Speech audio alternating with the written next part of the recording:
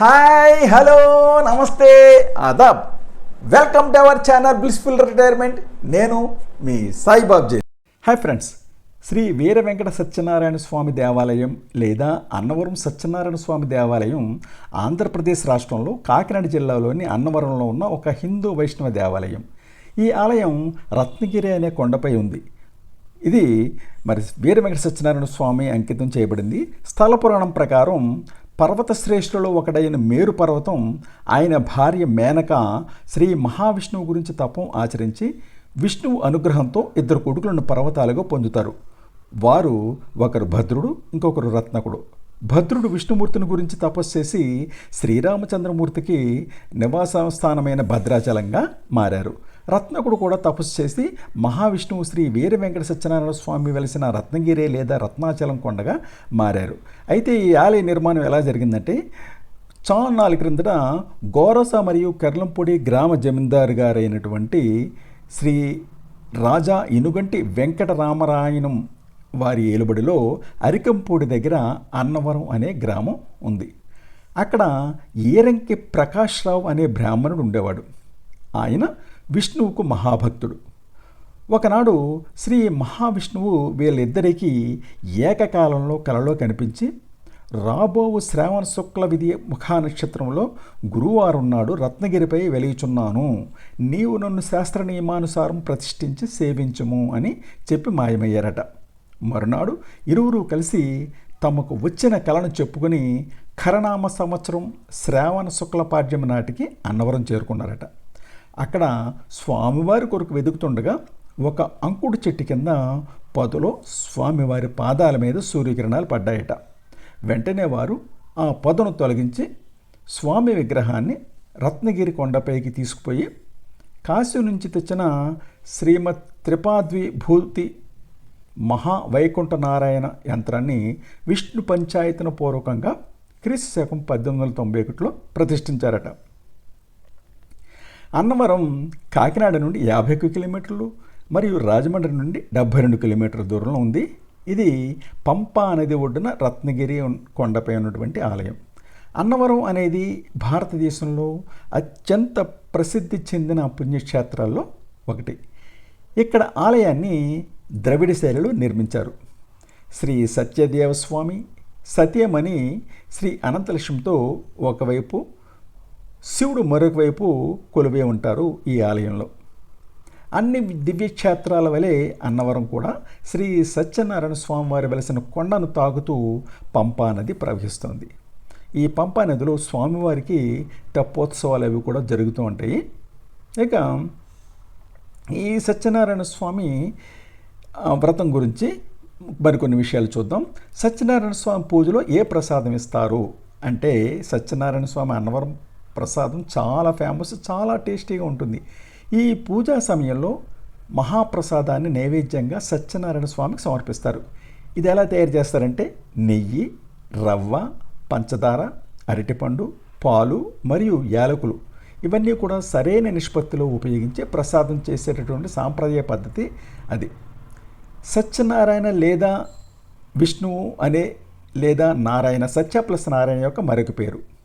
సత్యనారాయణ కొన్నిసార్లు కృష్ణుడిగా, విష్ణువు యొక్క అవతారంగా చిత్రీకరించబడతారు. ఈ పూజలో ఎన్ని భాగాలు ఉన్నాయి అంటే, సత్యనారాయణ స్వామి కథ 5 భాగాలు.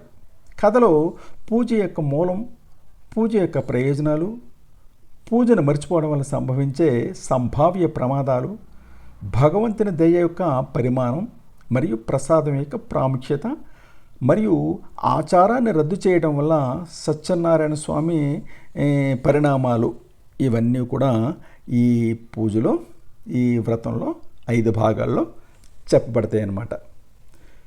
మీరు చూస్తున్నది గోపురానికి, స్వామివారి గోపురానికి కుడివైపున ఉన్నటువంటి ఖాళీ ప్రదేశం. ఇక్కడే మరి 1979లో శంకరాభరణంలో చంద్రమోహన్ రాజలక్ష్మి గారి మీద కొన్ని సన్నివేశాలను కూడా తీశారు.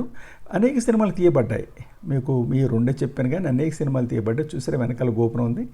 ఇక ఇదిగో ఈ ఆవుని దీపాలు గుడి ముందు భాగంలో రావి చెట్టు దగ్గర ఆవుని దీపాలు వెలిగిస్తూ ఉంటారు.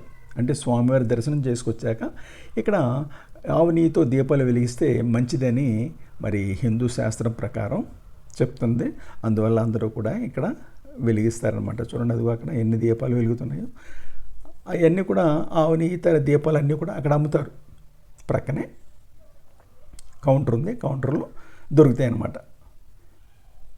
మొత్తం చుట్టూరు కూడా భక్తులు ఆవు నెయ్యితో దీపాలు వెలిగిస్తూ ఉంటారు. ఈ చెట్టుకి ఎడం వైపుని, అలాగే గుడికి ఎడం వైపుని గోకులం కూడా ఉంది. గోకులం కూడా వెళ్ళి దర్శించవచ్చు అనమాట. ఇక దర్శనం అయిపోయాక మరి ఇదిగో పంపా నదిని నేను అక్కడ పైనుంచి షూట్ చేయడం జరిగింది.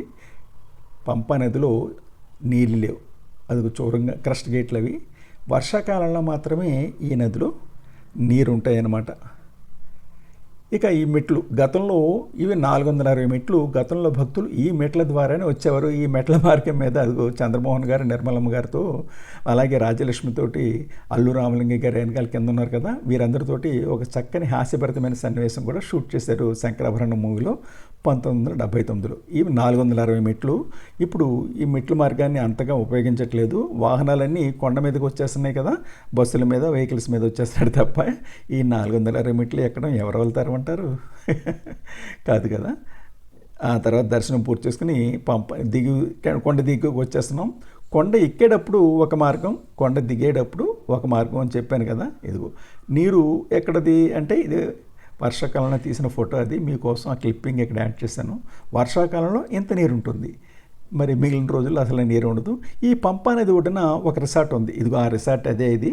మరి గీత గోవింద మూవీలో సుబ్బరాజు మధ్యన, అలాగే మరి విజయ్ దేవరకొండ గారి మధ్యన కొన్ని సంభాషణలు ఇక్కడ షూట్ చేస్తారు, క్లైమాక్స్ సన్నివేశాలు. ఇదే ప్లేస్, ఆ బోట్ ఉంది కదా, అక్కడే కొన్ని ఇంపార్టెంట్ క్లైమాక్స్ సన్నివేశాలని షూట్ చేస్తారనమాట. ఇది పంపా నది ఒడ్డున ఉన్నటువంటి రిసార్ట్. మీరు కావాలంటే రూమ్స్ ఎక్కడ బుక్ చేసుకోవచ్చు, కొండ మీద కూడా ఉన్నాయి. ఇదిగో రష్మిక మందన అక్కడ ఉన్నటువంటి రూమ్లో కూర్చుని ఉంటే కొన్ని సంభాషణలు కూడా అక్కడ షూట్ చేస్తారనమాట. మరి ఇది మిత్రులారా, మరి ఇంతటితోటి అన్నవరం గురించి పూర్తి వీడియోస్ అన్ని మీకు సబ్మిట్ చేయడం జరిగింది. మరి ఈ వీడియో కనుక నచ్చినట్లయితే మీకు తప్పకుండా లైక్ చేయండి, షేర్ చేయండి. ఇంకా సబ్స్క్రైబ్ చేయకపోతే సబ్స్క్రైబ్ చేసుకుని మన యొక్క ఛానల్ బ్లిస్ఫుల్ రిటైర్మెంట్ ఛానల్ని ప్రోత్సహించవలసిందిగా మిమ్మల్ని మరీ కోరుతున్నాను. అదిగో చూసారా, పంప్ అనేది ప్రస్తుతం ఉన్నటువంటి నీటి స్థాయి అదనమాట. Okay, bye. మీకు తెలియనటువంటి కొత్త విషయాలు తెలుసుకోవాలని ఉందా, కొత్త ప్రదేశాలు చూడాలని ఉందా, అయితే వెంటనే బ్లిస్ఫుల్ రిటైర్మెంట్ ఛానల్ సబ్స్క్రైబ్ చేసుకుని మన ఛానల్ అభివృద్ధికి తోడ్పడవలసిందిగా కోరుతున్నా. Thanks for watching our channel. మరి వీడియో చూసిన తర్వాత తప్పకుండా మీరు ఆ వీడియోని లైక్ చేయండి, షేర్ చేయండి. ఇంకా సబ్స్క్రైబ్ చేయకపోతే వెంటనే సబ్స్క్రైబ్ చేయండి.